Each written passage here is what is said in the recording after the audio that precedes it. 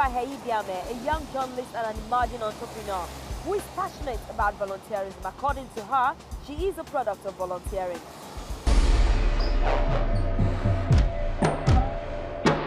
Thank you so much, Jennifer Heidiame, for coming on the program. Thank you for having me. Now, tell me about youth and volunteering.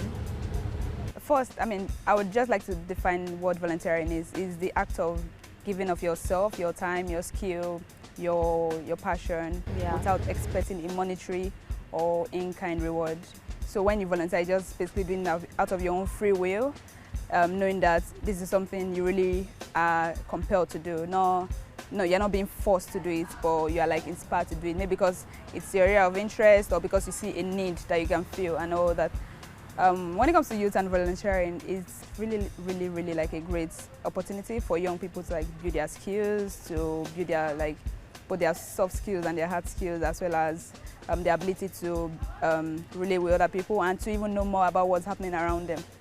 And then sometimes people are inspired to volunteer because they have a keen interest in the area that there's need for volunteering. Why are you so much of an advocate for volunteering? Well, personally, I've seen what volunteering did for me.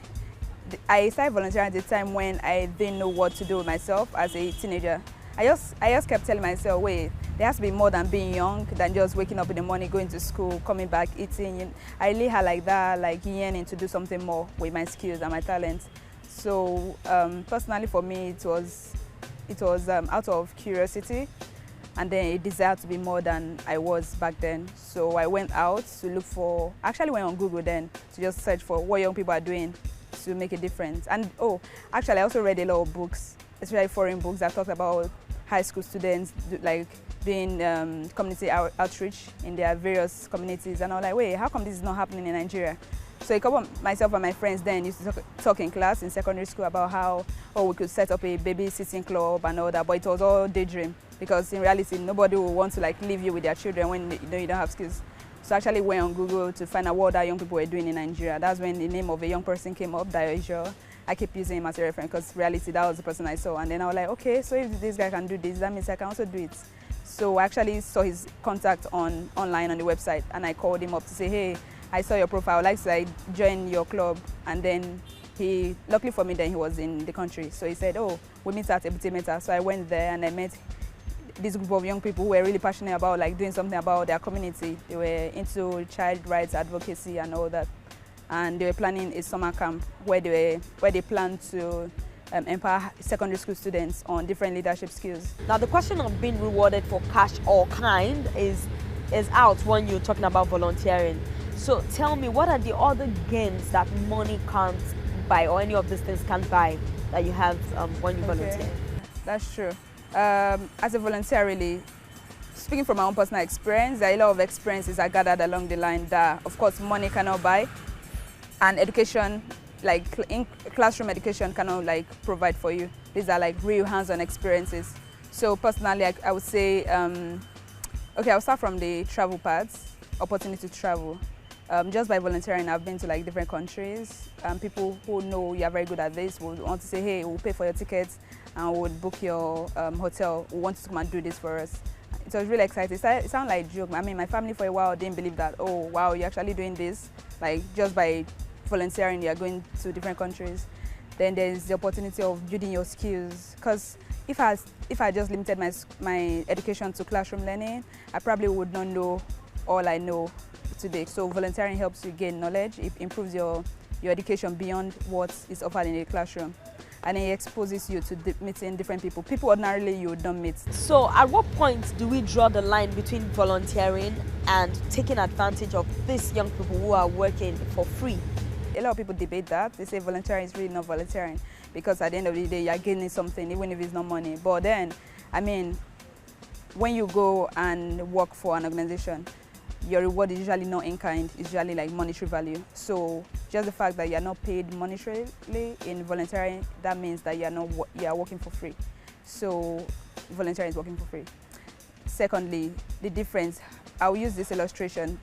When, I think there was sometime in 2012, I was asked to reach out to these young guy who is very good with mobilizing young people and all that. So wanted him to work on a project that we're working on.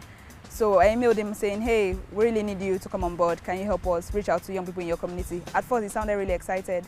And I was like, yes, I can do this. And then in the subsequent email, he replied me to say, how much will I be paid? And I was like, oh, we actually just need a team of volunteers. And we're like, I'm sorry, I cannot. The excuse he gave was, I'm already volunteering on a couple of other projects that right now I don't have any more to give. So, I mean, I could empathize with him. I could just imagine him doing maybe like 10 other projects where he's volunteering on, and is willing to take on additional tasks, but based on whether or not he will be paid.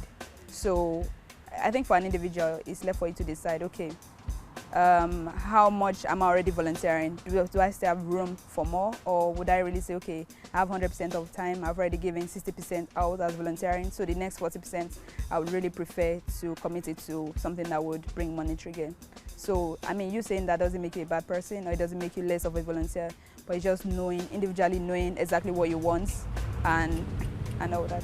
At the end of the day, it all boils back to individual, knowing how to manage yourself, knowing what you really want. So that's, again, where the whole idea of self-awareness comes in. How much are you aware of yourself? How much do you know where you are heading to, and how much are you willing to give out of that like set targets in order to improve yourself in other areas? So basically, on going back on how or when to know where to draw the line, it lies back on the individual, just knowing where to say no and when to say yes. Now, what's the place of passion in volunteering? Can you volunteer without a passion for what you're doing? Is it possible? I mean, Oprah Winfrey once said that your passion should be as natural as your breathing. So whatever it is you want to do should be something you are very natural at doing, because that's when, even when there's so much pressure on you, you'll be able to like just take them all in because you're in your element. So for example, I am not very good with, okay, so let's say for example, there are some teenagers or youth that are good dancers, and they're very good at teaching kids how to dance. So maybe there's a school that needs volunteer dance teachers.